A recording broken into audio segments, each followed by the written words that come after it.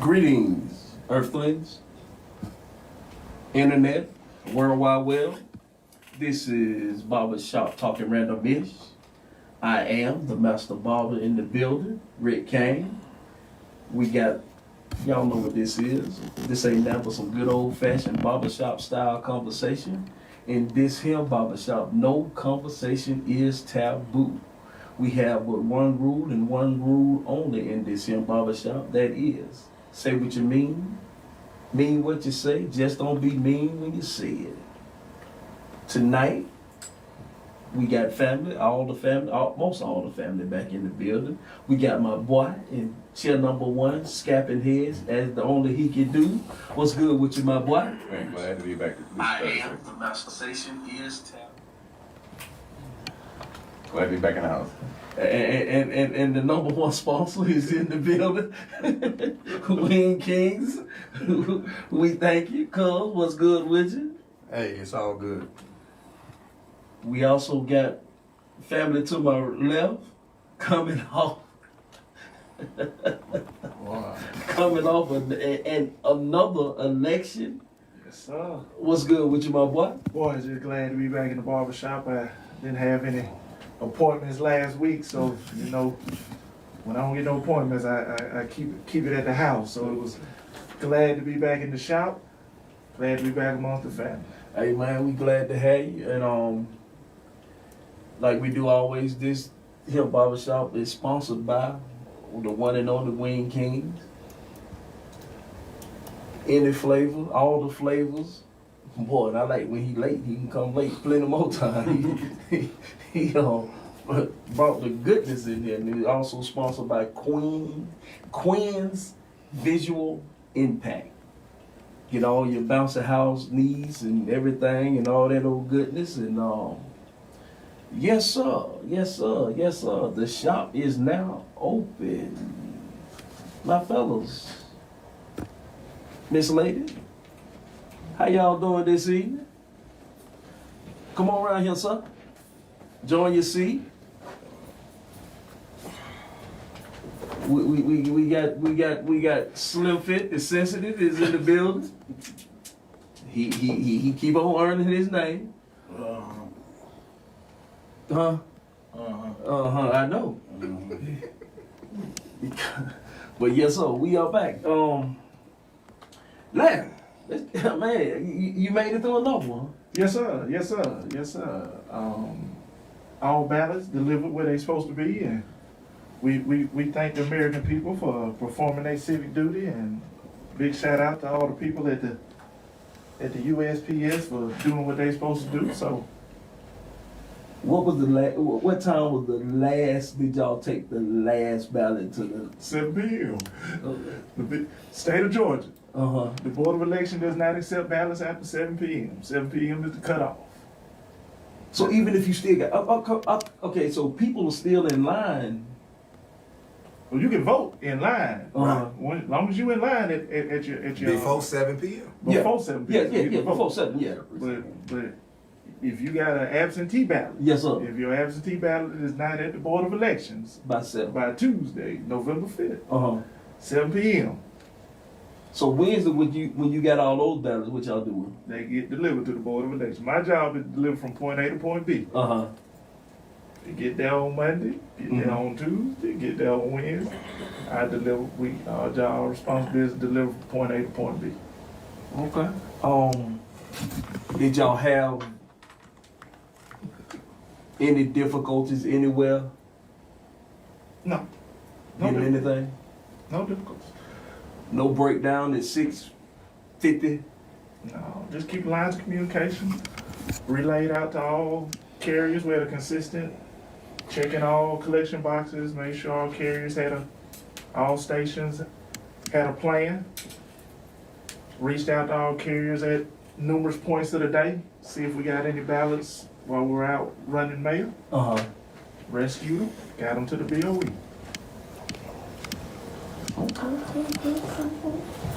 So everything without a hitch.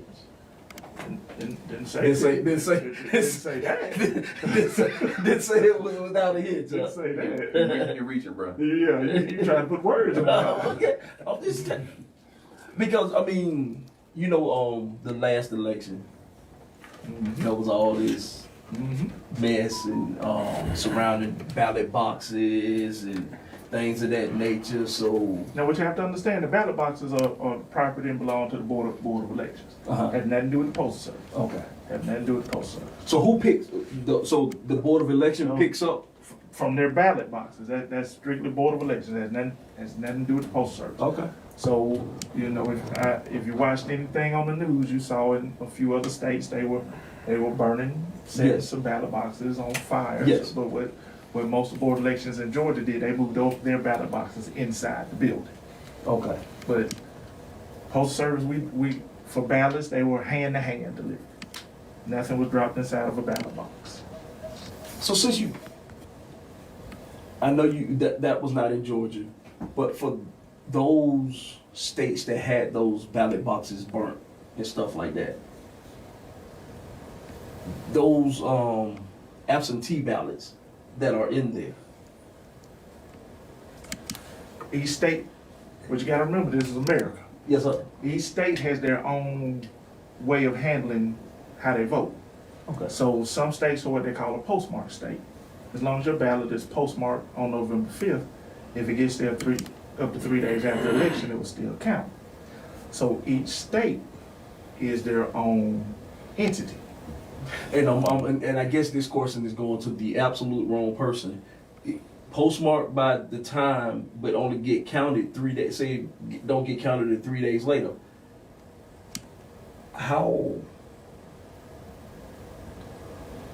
How can we have a complete or So the BOE, they have a number of requested absentee ballots. They know how many absentee ballots they've mailed out. okay? So when they do their count, they know how many they've gotten in, the early votes, the votes from that day of election. So they can go based on percentage if these votes that we have that we haven't counted is going to affect Okay. the number going one way or the other. Okay. Okay. So that's why they're able to call it. That's why they able to call it at some point. Okay. Yeah. Okay. Okay. And you guys being veterans, you guys, what we call the Yuva Kala, are overseas ballots. You guys naturally get an automatic 3-day extension with your ballots. They come in from overseas Okay. or from the bases. Who picks up those? I mean, The regular mail. It's just like regular. it goes through the bases. It actually comes in and goes through Express. Mm-hmm. So it comes in. Express is our priority service. It's usually 1 to 2 day service. So it comes in. It has to be tracked. It's an arrival scan. It's a delivery scan, so we can track it. But it costs our veterans or costs our active military members nothing. Okay. Okay. Okay. So you survive Till 2026. to 2026. Get the Senate races. So now, so now you clean the machines and get ready for That's all BOE. criminal. Oh, No, I'm talking oh, about at the post office. So now you just throw all that, clean them out, blew It's like we Does say all the time, we call it peak season. Yes, sir. Peak come the same time every year. Every year. It don't miss a beat. No, sir. So the only difference is whether we're gonna have election on top of it. Mm-hmm. So we always ready for peak. And to be honest with you, the last 3 years, the numbers have substantially dropped Yes. in the package delivery business. Mm.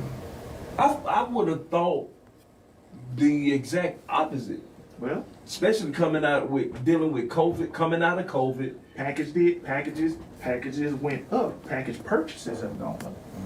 But Amazon has taken control and is delivering the majority of their own packages. Okay.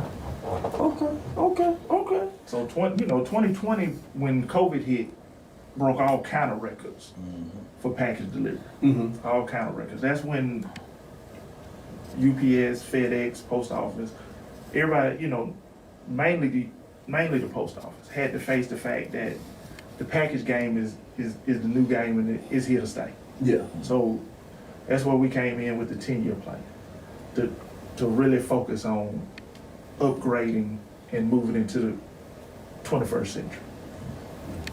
Okay. Okay. Target is about to start their own delivery service. Wow. Walmart ain't far behind. Yes. Wow. So that's so they getting trucks and all that. Well, the logistics side, they're still figuring it out, just like Amazon. Yeah. At first, Amazon they didn't have the logistics to do whatever, so that's why they contracted through us, and we contracted through the post office. Yeah. So it's going to be the same configuration with Target. They're just going to have to figure it out, but eventually, you're going to see these little Target trucks just like you see the Amazon trucks, and Walmart is Not far behind. not far behind them. I can pay a driver $21 an hour, work them 6-7 hours, set up nothing but package delivery. I don't owe them benefits. Nope. I don't owe them a raise. They're not full time. Nope.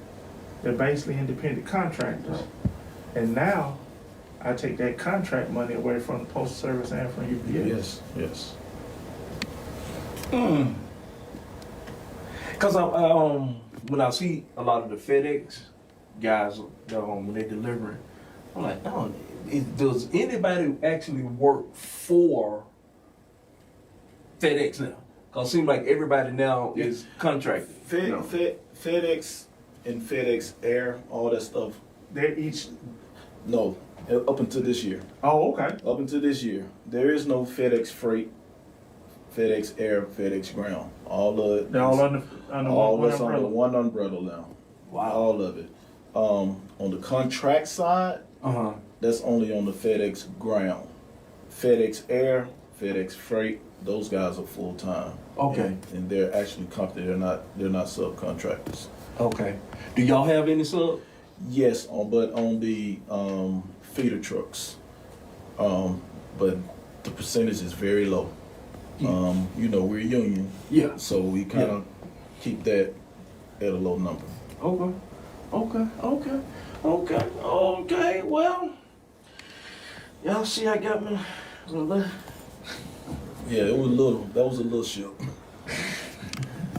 Big shirt on. So what you? So What you? Kiddo. So, cause your ship was. Nah, it was. You know what it was. Just go ahead and say it. So, cause your carrier There you go. was all that. At least you ain't know had the phone. I know everybody on my boat. I went S3 berthing for 6 months, so that's when I really knew the real Navy. Hey, Rick, sound like you on a rowboat.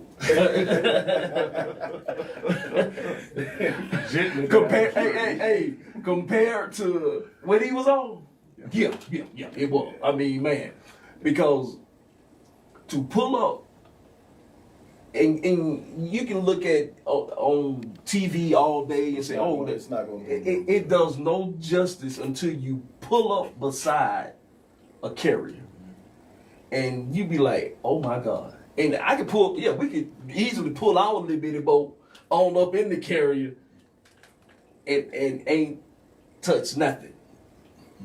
Because they over 6,000 people. Yes. It's a city. Right. And it's amazing. Tonight's show, basically veterans having conversation. As y'all know, I am a vet. We got a few other vets in the building, and we have a special guest that's also a vet. But I'm glad he's here because he gonna be able to talk about some of the solutions to some of the problems that I'm sure I'm gonna throw out there at him to help vets become aware of the services that are out there and that's available to them. So what we gonna do is we gonna start over there in the corner because My sound guy is a vet. My brother Sam, I guess you now know he's a vet. Big Cuz is a vet. I'm a vet. And our special guest, we gonna get to who he is when we get to him. He's a vet, but he also is in the business of helping vets. Come on. Okay. So, Brother Marcel, tell them who you are, what service you were in, a little story of what made you go in, and how was your time in? And then we just keep going from All there. right. Marcel Mincy, veteran for the United States Army, MOS 11 Bravo, infantry foot soldier, dedicated individual combat killer. Went into service in the year of 1988. I had a glorious time in the service for me because it allowed me to be able to go anywhere on this planet and stand on my own too with the skills that I learned. That was the greatest part about for me in that aspect. It was that it taught me about being a teammate, but also understanding my individual role and how important it was to pay attention to detail. Okay, that was the thing that being an infantryman, queen of battle, man, but can be sloppy though. You get sloppy, you get somebody hurt. Okay, and it wasn't about you getting somebody hurt. That's the one thing that I do respect about it so much for me is gave me a lot of insight, but also taught me about paying attention to detail. Okay. And look for the things that most people wouldn't look for. Ask the questions that somebody else wouldn't ask, or listen for what everything somebody does say, but also listen for what they do not say, because what they do not say says a lot too. So the way that they move and just being square. One of the things I used to be being squared away, man.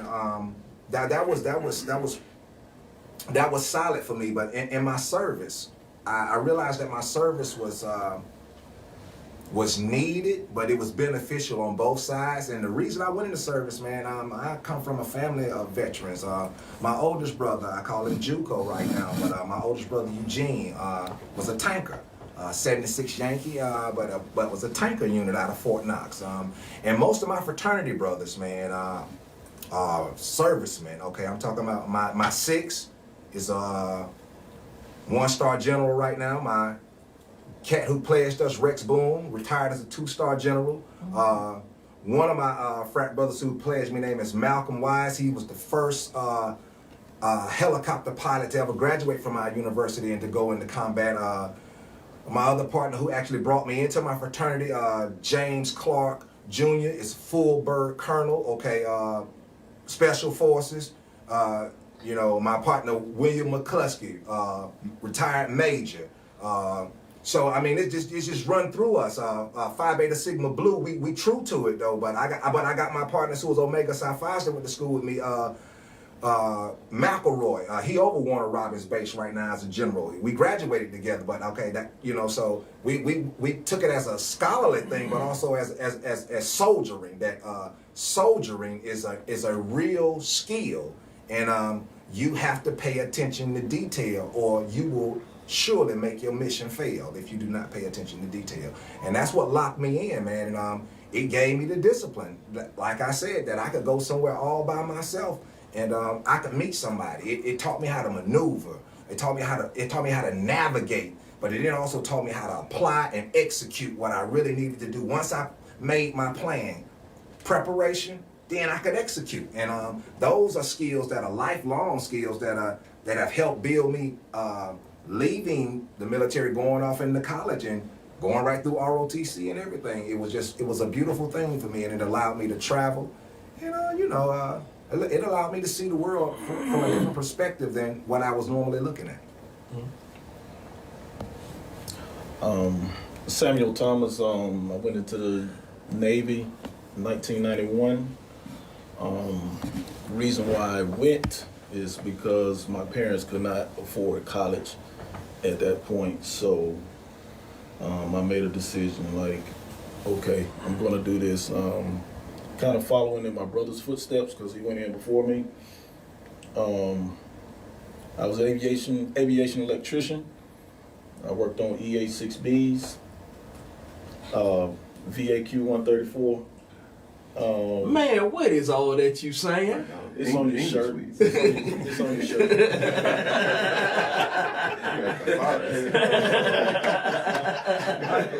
I need you to translate for the language. You working on engines or you working on what you working on? Oh, man? it's- No. I said aviation electrician. EA6B is the name of the plane. Okay. I'm sorry. Okay.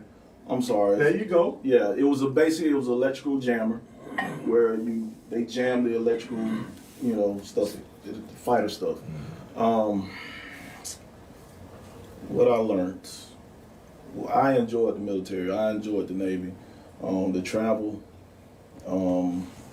some of the discipline, because some of it I just couldn't get with. But I did learn. A lot of it came out with me. Like he's saying, just being clean. They know how I am about stuff. The way you present yourself. But I got a lot of that from my dad because he was in the military also. Him and my mom. But I enjoyed it. If I wouldn't have got hurt, I probably would have did 25 years. No doubt about it. I would have. My life would have been changed, and I think that's about it. That would cover it.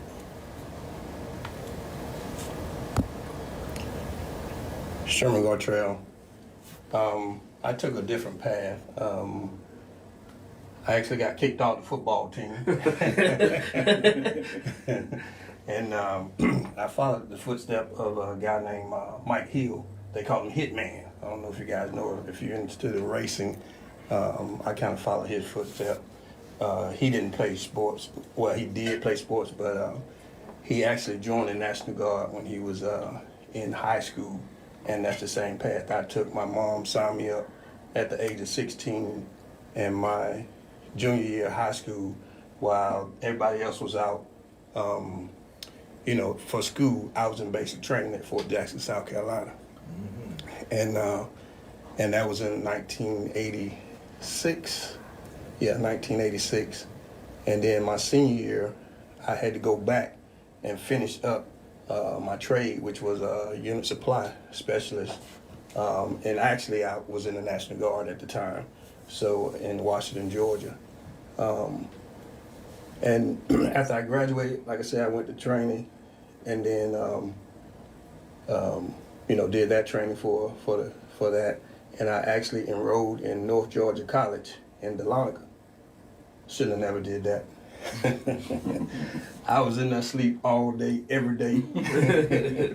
So I made up in my mind, I said, hey, why don't I let the military pay for the college instead of me paying for it and, not getting anything out of it. So in March 88, I joined the regular Army, and I had to change my MOS from 76 Yankee at the time, which was supply clerk, to 95 Bravo, which was military police. So I went to Fort Belvoir. No. I went to Anniston, Alabama. Well, that's Fort Anderson. Yeah, that's Fort McClellan. Yes. Fort McClellan. That's where I did my trade school for the military police, and they sent me to Germany right out of AIT, and don't call me. But yeah, they sent me to Germany, man, and that was the best time I had in my life. I even got married before I went. I met my first wife in AIT at Anniston, and we went to Germany. But being in Germany is just a totally different army from being in the States. Tell me. If I could have stayed in Germany, you guys would never, y'all would never met me. you would have never met me. But they shipped me out to Fort Belvoir, Virginia, and that's where I met a group like you guys. How the four of you is four of us. That's we call it's we call ourselves just the four up. One guy's from Augusta. I was in his wedding. The other guy's from he's from Alabama. Chris is from Alabama, and the other guy's from Virginia. But to be honest, man, those three brothers, we are closer than my four brothers that I have. And it's been, I got out in '94. I met them in '92, and it was just. It was life changing for me. I'll do it all over again. I only did 8 years in the Army, and would have did more. Matter of fact, I went from E3 to E6 in less than 3 years as a military police. So, but we could talk about, which this is some of the things y'all talked about before. Alcohol, that's what messed me up, So,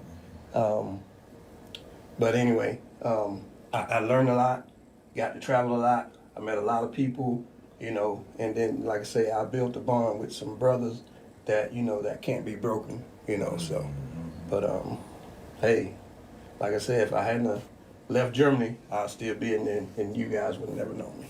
So. Well, myself,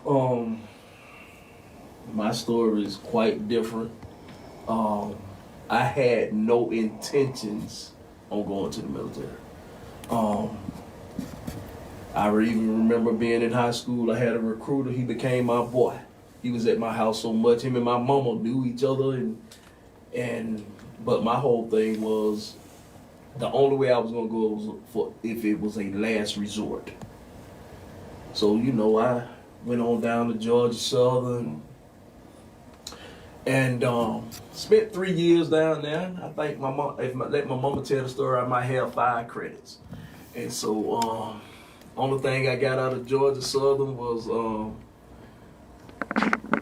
a network of homies and a beautiful baby girl. So I never forget how I even ended up in there. And, Freaknik '96, the last of the great Freakniks. There's a story on Hulu about it if you need to go back and do your homework. But me and my brothers was there. That last great one. But I never forget when Freaknik was over, everybody done went home. I stayed at Avery's house. I'm laying on the bed trying to figure some things out. Me and my fiance had broken up, and got a baby girl. I'm back in Athens. Felt like I was choking. Athens was suffocating me, and I'm trying to figure out what I'm finna do. So I never forget, my cousin Corey called me and Aaron to come pick him up from school. At the time, it was Perimeter. He was going to Perimeter, but the Perimeter is now part of Georgia State. Yeah. And so when we walk in to pick, I'm like, what am I gonna do? And when we walked in, I seen the big sign, "Be all you could be." Bam, that's what I'm finna do. I'm finna go in the military. But I knew I wasn't going in the Army or the Marines. I wasn't finna do no parts. I ain't have no desire to fight, nothing. I'm just trying to get away the easiest path I can. So I came back after a couple of days of being in Atlanta, and went straight to the recruiting station down to Beechwood. I walked into the Air Force office. I said, "What can you do for me and my daughter?" He said, "Are you sure it's yours?" I gave him a nice shot him a bird, said some colorful words, walked out of his office, walked into the Navy guy's office, said, "What can you do for me and my daughter?" And he said, "I can da-da-da-da-da-da-da-da-da." I said, "Sign me up." And this was in May. When it started, I never forget. I had to take had to retake the ASVAB and took that and everything, and I scored high enough to get pretty much any job I wanted. But the job that I wanted at the time was DP, data processing, but they was finna switch over to RM, radioman communications. So I never forget, my recruiter told me, he was like, look here, man, you qualify for the job, that's no problem, but they don't start until January. That means you have to wait till January to go to boot camp. I said, you think I'm going to Chicago in the winter? That's the first problem. I said, and the second thing is, I got to get out of here. I can't take it, I got to go. I said, and tell you what, I need to leave. I said, I need to see my ex graduate college, and then I'm ready to go. So I think she graduated maybe in June 6th, June 20th. I was on the plane, headed out of here. Boot camp, and the crazy thing is, like I say, I went very unconventional. I'm 25 years old. I know y'all remember Larry saying, asking a couple of episodes ago, you 25, what you doing? But yeah, I went in, and I think that was one of the things that helped me make it through, was being a little older. And it allowed me to understand that boot camp and a lot of things that was going on, it wasn't to harm me, it was to get me to shape my mind and to bring things together. So, because to me, the whole purpose of boot camp was to tear everybody down to their individuality and make them come together as a group. And so that was something that I was able to learn quickly, and I think it allowed me to have an easy boot camp. I mean, I guess, and I don't know if, but boot camp was easy, it was fun, and then once that boot camp was over, did my little class. I ended up being a deck seaman. Anybody know anything about that? That deck seaman is a fancy word for being a boat painter. I painted the ship. I cleaned the P-ways.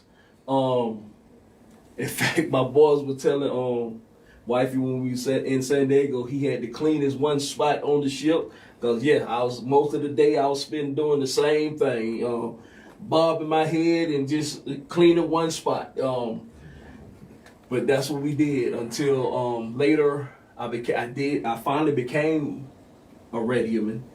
About a year or so in, I did become a radioman, and then probably about 6 months being a radioman, we woke up one morning and we were ITs. Yeah, they changed. They changed the rate.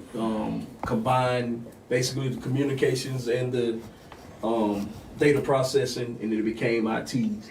And but I did 3.5 years in San Diego. Had a ball. Boy, did I have a ball. Woo! It should be a crime. And it may have been, to have as much fun as we had, and bonded with some guys. Traveled halfway around the world, seen some beautiful places. Then I transferred over to Dobbins in Atlanta, and had a good time. But had I never went to Atlanta, I would have probably stayed in the military, because going to Atlanta, even though it was home, and it allowed me to have my family that I have, but it was not good for my career in being in the military. Even though I don't regret anything, the only thing I almost regret is getting out, because that was actually one of the best jobs and best things I had ever done for myself. It has later paid off, but I definitely, like I said, definitely enjoyed it. And the shirt I have on is I found it on eBay. It's the name of the ship I was on, USS Size FFG-14. Small mean? boy. What that mean? Fast frigate. Canoe? Fast frigate. Missile guided. and for people, if you ever see, they make these photos all the time when you when a carrier group is going out, and the ship in the middle is what Sam was on. Is a carrier, and outside of that, they have destroyers and The whole battle group. the whole, Destroyers, frigates, subs. subs. Well, the subs, the only time you're gonna see, they'll come up and show you, but the destroyers and the frigate is usually that one small ship that's in the front. It's maybe a couple of them, but that's the ship. And the good thing about us is we can go into places that the carriers and some of the destroyers couldn't go, and we actually was transportation a lot of times for our brothers, the Marines. Bro. Cab driver. Yeah, bro. Yeah, absolutely. We were. That's how the Marines normally get places. But once they get there, watch out, cause boy. And that brings us to our other guest. Who are you and why are you in my barbershop? Well, my name's Denny Pettway, and I really appreciate you guys having me. I was in the Marine Corps for 20 years. I retired right here at the Navy School in 2008. I'm hearing all these stories, man. We got some things in common. I went to AE school in Millington. Yes, Milton. Okay. I was a avionicsman on Harriers. I also joined in 1988, and I joined so I could get the heck out, and I flunked out of school and did all that. Yes, sir. Finished concrete for 2 years, and for that, time I was getting all those love letters from the military. Hey, you should call this recruiter. I was like, no way I'm joining the military, man. I don't like you telling me what to do, Dad. I dang sure ain't having some stranger tell me what to do. And he tried to teach me a lesson about people gonna be telling you what to do the rest of your life.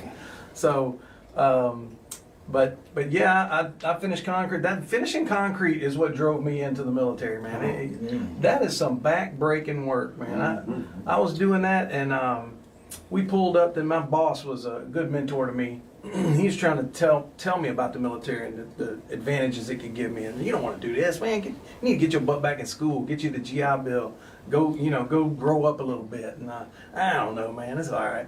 Then it started getting summer again. I was like, man, bro, this work is killing me. And we rolled up to this guy's house, and he had a nice pool and a beautiful home and pond and four-wheelers and big old trucks and stuff. Like, man. Like, you over there talking to him like y'all are friends. What in the world? What does he do? He's like, he's retired Army. I said, you kidding me? He said, yeah, I joined. We and I were in the Army together. And I was like, y'all are the same age? Because my boss looked like 20 years older than him. And he said, yeah, we joined the Army together, man. If I'd have stayed in, I'd been retired just like him. I was at the recruiter's office the next day. The next day. And they said, well, what do you want to do? And I said, I don't want to finish concrete in Jackson, Mississippi, not one more day. And there was a little debate about whether or not I could pass the drug screen. So they were going to make me wait. They said, we can make you can wait the 30 days. He said, can you go 30 days without doing that? And I just paused for a minute, and the recruiter was like, just do the drug waiver. So I did a drug waiver, and glad I did, because they called out all the people who tested positive in boot camp, and I was one of them. And I'm sitting there going, well, I did the waiver, And drill instructor just making a scene, It's like, you and y'all were honest. Get back in line. You losers, tried to get one over, and they're going home bald-headed. And sure enough, they went home bald-headed. But so yeah, I did 20 years. I was at Paris Island, where they make Marines, and I heard that there was another boot camp when I ended up in Millington. They were Navy guys, Marine guys. Where'd you go to boot camp? I went to Marine Corps boot camp, fool, just like you. They're like, no, Paris Island or San Diego. And I had no idea there was a boot camp in San Diego. That's how little I knew about the military, right? And I went in open contract. Like, I wanted to get out of Mississippi, man. I was ready. You know, open contract means needs in the Marine Corps. Where I don't care. I mean, you can do. They can pick you. Whatever you're gonna be, a cook, grunt, whatever. And I just he explained that to me. He said you did pretty well on the test, but I mean, you could be combat engineer, combat arms, who knows, whatever the Marine Corps needs. I ended up being avionics on Harriers. Went to the Persian Gulf War on Harrier, working on Harriers. I got the opportunity to go on a ship that for that movement, right? So get to the group, and the guy looks at the roster. He says, we got avionics guys for Harriers. We got just as many that are with 331 as 542. Which squadron do you want to go to? I said, which one's going on the boat? He said 331. I said, I'll go to 542. I want no part of that boat. Throwing up for 9 months is not something I wanted to sign up for. So 20 years in the Marine Corps, my biggest accomplishment is I never got on a boat. So wow. Super happy about that. Left Cherry Point, really didn't want to work on Harriers anymore, so I lap moved, changed jobs, if you will, to the DS rating. Data systems technician. Still aviation related.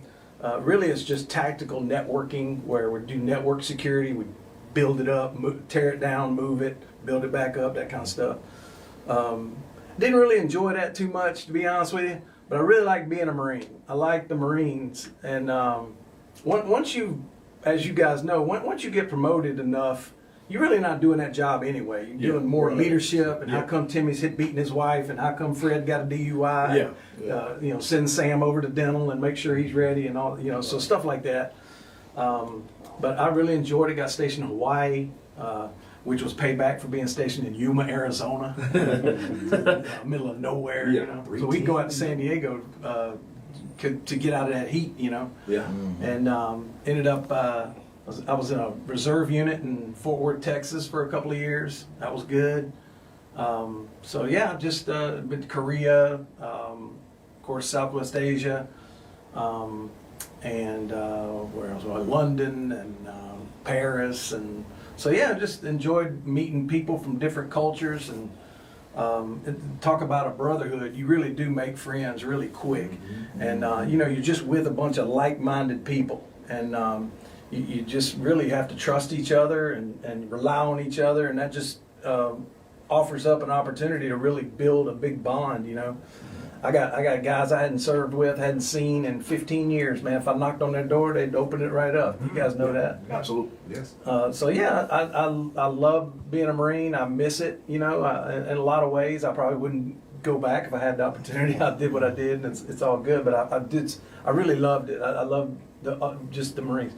And, you know, your Marine Corps birthday is in about 3 days, so just so everybody knows, 10 November 1775, that's the birth of the United States Marine Corps. Come on. Hoorah. What were some of the best and worst places you've been?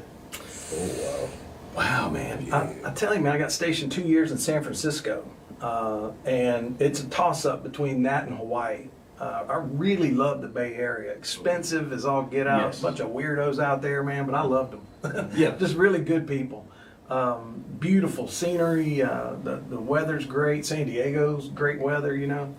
Hawaii just is Hawaii, you know. Yes. It's paradise. And I never got island fever there. I'd still be living there if my wife would let us, you know. It's too far away from her parents. Her parents own a farm in Washington, Georgia, as a matter of fact. Okay. You mentioned Washington. Right? We all, our family is from Washington. Okay, yeah. I matter of fact, going hunting there in the morning. So, she's a doctor. My mother-in-law's a doctor. My father-in-law is actually president of the board of the hospital there in Washington. Okay. Yeah, they're ingrained in that community. It's a nice little community. I like it. Oh yeah. And some of the worst had to be Saudi Arabia. Was just god awful. Really didn't get to go out and see the people kind of thing and the towns and all. It was just, you know, 12 on, 12 off for 11 months, you know. So that was kind of miserable, but that's how you bond. You get through it. And somebody asked me, how do you guys form such close bond? Well, everybody's getting screwed. Yeah. Yes. You have that in common. So yeah. Go. Sam. Best places. Best and worst. Best and worst. I think I've told y'all this before, but Singapore by far. It was that was the most beautiful place I've seen. I tell people this all the time too. They don't do it anymore, but when they used to use postcards, Yeah. and they had a beautiful picture on them. Well, I've been to probably about 30 or 40 places, but it's only 2 places that what you see on that card is what you get, and that's Hawaii Yes, sir. and that's Singapore. Yes, sir. Come on. Yes, sir. Yes. The worst place, I would say, to me, the Philippines. Of course, Rique. But I didn't like it. Well, see, the thing about it, you went to the Philippines before and after that, they probably closed it. Yes. I went when they first opened it back up. Oh. Yeah. That's why. So it was different, and a lot of things changed. And Right. but yeah, you didn't. Of course I did. But I thought I'm just I saying. seen, Yeah, I'm just saying. Well, let me add this too. I did a West Pack and I did an East Pack, so I've been on both sides. But I really enjoyed Somalia. Why? Never got down. Black Hawk Down. Man, y'all remember that? Those Yeah. things ought to be opposite, right? You enjoyed no. the Philippines. No, but no, now no, you got nothing else to do. no. I knew where I was at. I was in Africa, so I've never been there before in my life. East Coast. I noticed a lot of things that they said about Africa. Once you get there, it's not true. Yeah. Seen a lot of beautiful women. I just enjoyed it. Now, is it beautiful? No, but it was just something that I enjoyed because I was there in Africa. Oh yeah. Oh yeah. Marcel? Best place for me in my travels, South America was cool for me. South America, where we got a chance to see Chile. I got to see. You did Around the Horn? Yeah, I got a did chance. that too. Yeah, it was. Yeah. Me and a couple of my dudes, my battle buddies, hooked up, going down, and we really went to kick it. South America, because I wanted to see South America, but when we got a chance to be stationed out there to do a little work. Operation Just Cause was one of our little things that we went from Central America, took our little travels on down, what we really learned to do, and that was like a getaway for us to actually go and see that. South America was sort of like what Sam was saying. I was hearing that, South America, it's a real live vibe going on in South America. My worst place though, Bosnia, man. Oh, right. Yeah, Bosnia rocked me. I'm a mad dog, okay, for real in that thing. Did it actually look gray all the time? That's what I did. Bosnia made me, it depressed like no you. lights. It depressed you. Yes. Yeah, it does. What you said, that it's like, okay, you hear white noise, gray screen. Yeah. It's dreary all the time, but they was hunting, okay? They was hunting us in Bosnia, okay? Wow. Right. You had to be on your game now, but it was dreary. When it was cold, okay? That's why I don't complain about when it get cold at home. Cause at least it's cold and I can go in and get warm. So when we was out in Bosnia, okay, if you got to urinate,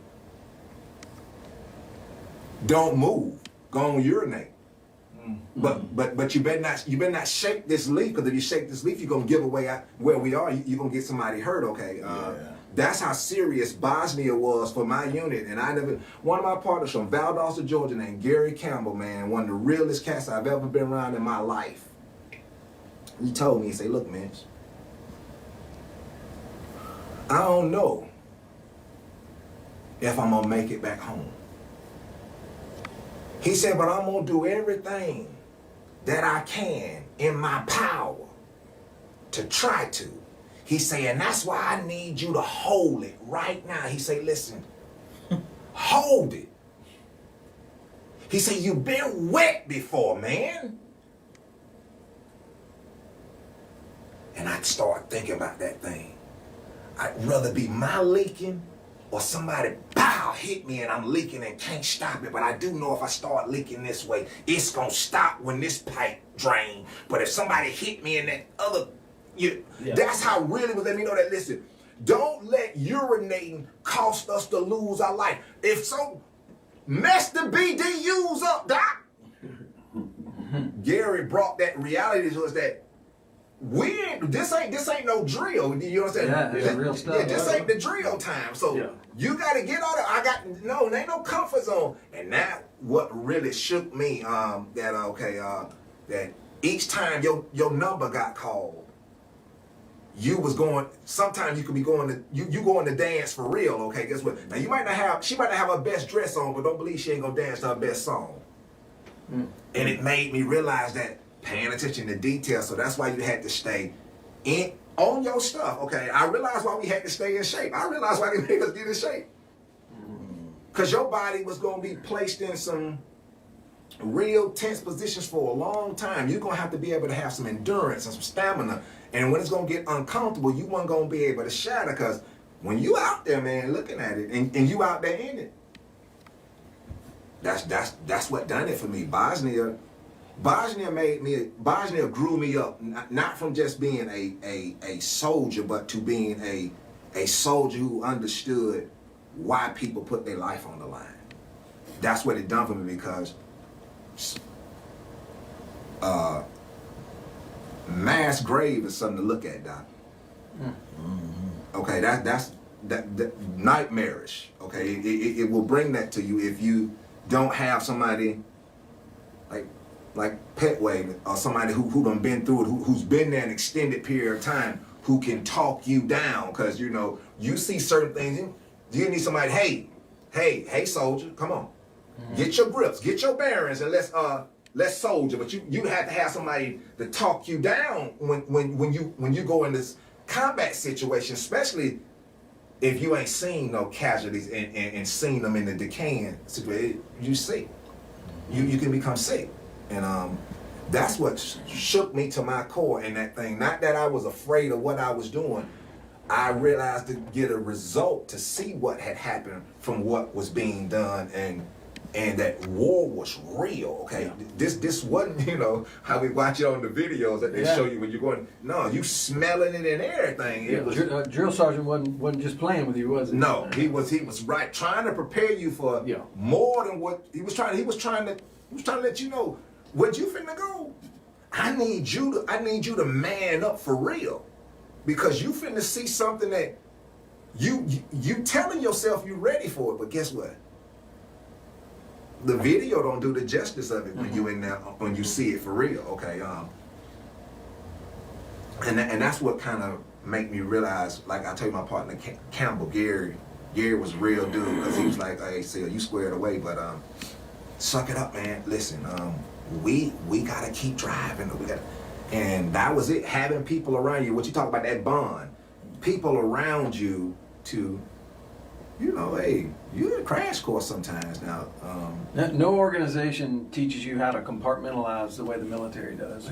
Yeah. Right. Oh yeah. Right. Yeah. You can put. Remember, Lee? I talked about them little black box. Okay. Everybody here got one of them boxes in the military, that little black box that the top is on, that you got some stuff in, but you hope nobody don't walk in and kick it over, because if they do, the top might fly off. That's just what Ms. Pettway talking about. You got to compartment. Hey, I need to keep this under wraps right now. Guess what? I know I can let go and lose it, Sam, but right now, if I do that, what do I really do? What kind of damage do I cause if I don't stay in control and stay composed right now? Let me get myself together. Absolutely. And that's what shook me, Rick, for real. Bosnia was a real life experience, because when somebody tell you that you're going as an occupier, you hear occupation, but you don't really understand what occupation means to you in the military. It's different than going to a target. Yeah, right. Yeah, it's different. It means something different. So when you hear, oh, well, we go occupation. Oh, we finna go to work. Not the same thing. Serious matter, life or death. What about you, Glenn? I didn't have no bad place, cuz. Not. Hey, see, that's a mindset, right? Yeah, I didn't have no bad place. Not place, but maybe some of the situations in the place, Yeah. were bad. And Honduras was one of those places where I went, and my ex-wife took all my money, and I didn't even have enough money to go home. I was going in to get one of them massages. Yes, sir. Work release. Yes, sir. Get some release. Get one of them massages. Yes, sir. And they said I ain't have no money. I said I ain't have no money. She had wiped out the bank account. And matter of fact, man, it was so bad that when I got ready, I just needed, I think, $5 just to get on the plane or whatever. I didn't even have $5. I had to borrow $5 for somebody to get on the plane so I could get back to the barracks and try to, get stuff going on. But yeah, Honduras was good, but like I say, the situation was bad. Yeah. And then of course Germany, red light district. Hey man. Yeah, boy. We're gonna learn about the Germans. Man. So I didn't have no problems being there. Yeah. So that was probably the best place. And then of course when I went to Virginia, that's where I met my boys at, man. And we ruled D.C., we ruled Fort Belvoir, Virginia, we ruled Alexandria. It was it was good, man. So yeah, I didn't have no bad places, man. I've been all over. I went to Paris. I went every part of Germany that you can go to. Oktoberfest, all that, Munich, all those places. But it was very eye-opening for a special little country boy from Washington, Georgia. You know what I mean? So, but yeah, no bad places. Everything was good, man. Just the situations. But you did. I think it's your turn. I remember I told you. Oh yes. Best place hands down for me was probably Thailand. Why? Phuket. Well, the massages in Thailand. Was it beautiful? They were called. They had a different name. That's good advice. Move on. Thailand. Thailand and Phuket and like you say about like I said Hawaii, we spent our ship broke down in Singapore. Oh man. And so we was over there for 2 months. Oh man. Absolutely. That's lucky. that place is unbelievable. Yeah, absolutely. I'm gonna have to put that on my bucket list. Yes. If you can get, probably the worst place I ever had to go was Fallon. Nevada. Yes. Man. Nothing. Absolutely nothing. Dude. But Fallon is a metropolis compared to Yuma. Oh my God. I thought Yuma was bad. Yeah. We went up to Fallon. I was like, nah. Yeah. How long were you at Fallon? 29 Palms too. God. We had to be. It was supposed to be 2 months. But man, I'm talking about that's the absolute fact. You went to the Bunny Ranch? We went over to here and there. They had some, down there. They had a Mexican spot, and we went down to Mexico. And, What's the Navy doing in Fallon? well, That's where we do workups. when I was stationed in Atlanta, I was part of CAG, Yeah. and so we had to go out there and take all our squadrons had to go out there every year or whatever, and take the planes and do all that stuff. Yeah. And, yeah, I got picked to go and Basically, it's practice, I guess, for a squadron. Mm-hmm. They fly the planes down, Yeah. take whoever they want to take, and they just practice. Yeah. Basically, it's for the pilots. Yeah, we do something similar. It's WTI That's it's weapons tactical instructor. They have some of that in Yuma and then some of that in 29 Palms. Man, 29 Palms is awful. Yeah. It is just awful. Oh yeah. Bo, you had a question? Yeah, I got a question, guys. First, thank you for your service. All five of you guys. Appreciate it. Appreciate that. Yeah. I guess me, never been in the military, never inspired, but I almost gave it a shot one time when I talked to Sam. When I was graduating from West Georgia, he said, come on in, you can come in as an officer. So I gave it a little bit of thought. But I want to get y'all opinion on this. Like, in this day and time, like, current situation, what are your thoughts? Because y'all just paint this great picture about the military and the places y'all been. So what are your thoughts as to why, like, out of Gen Z generation, only like 12% are even looking at the military? Is it because of technology? You don't need the number of people? Or are they recruiting the same way? I'm just curious what y'all thoughts as to why they're not looking at the military as an option. I'll say that they are looking because most of the services, and I'm not trying to brag, everybody but the Marine Corps is short on recruiting. That's just a fact. And so they are looking, but quite frankly, a lot of the kids can't physically make the cut, like they're too fat or can't do any pull-ups, and you know listen, we're watching human evolution here with this technology. When our necks are going to be like this eventually. I think it's human de-evolution. It really is. You're absolutely right. But you know, there's not. I got a kid who graduated college, went and took the ASVAB, made a 9. Wow.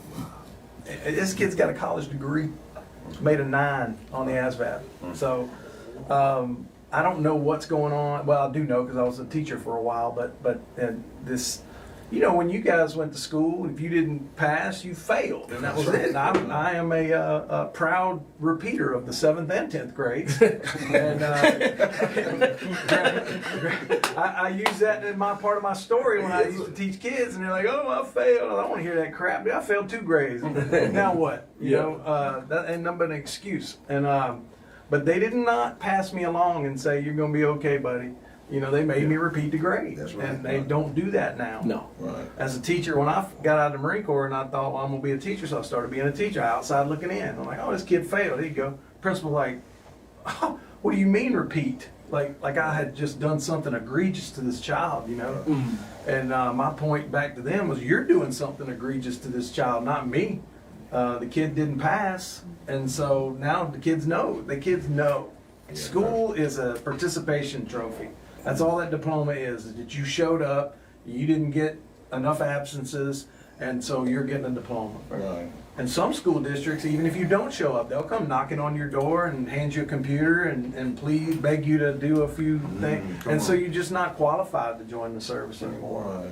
I think also to answer that question, this generation, I know you brought up the physicality, but the mental aspect of it, I think that's even worse than the physicality, because with this generation, they see the word military and they go bananas. Like, nah, I don't want to do that. Also, the military is not the same. No, it's definitely. They don't offer the same thing that we was offered. And also for this generation too, Lee, is that, like Rick said, he's beginning to see his rewards for being in the military. Right.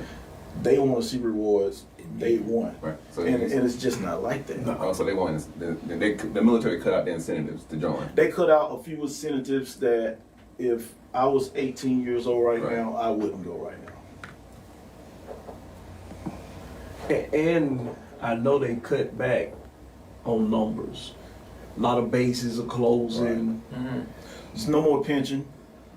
Well, it looks different. Yeah. But it's nothing like the good sell was, hey, you do 20 years, you get 50% of your income. Right. But now it's totally, Yeah. it's contributions now. All And this it's other so stuff you gotta different. do. Yeah. It's so different. And see, but once I got out, I don't know about me. How long did it take for either of y'all to tap into y'all? Now you out of the military. Now you're a veteran. The VA is not military. And how long did it take y'all to tap into trying to get that stuff? Mine was day one because I was Injured. Yes, I was injured. So that second day I was out. I was at the VA. They told me I had to go. If not, I wasn't gonna get no checks. So yeah. So I had to go. And so once I got out and I went to the VA and I talked to the people and they checked me out, whatever, blah blah blah, and they told me exactly what they was for. Come on. So there was a lot of information that, especially a lot of active people, do not know about. Sam, Yes. before you get there, let's take a quick break. Okay. Stretch your legs out, and then when we come back, I want to talk about the VA, Okay. what it's like to be a veteran now. Okay.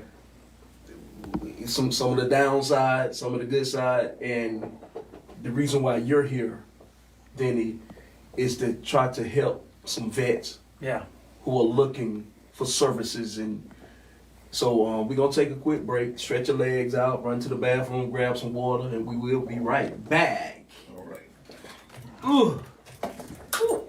All right. Ooh. That's fun. Johnny. Yeah.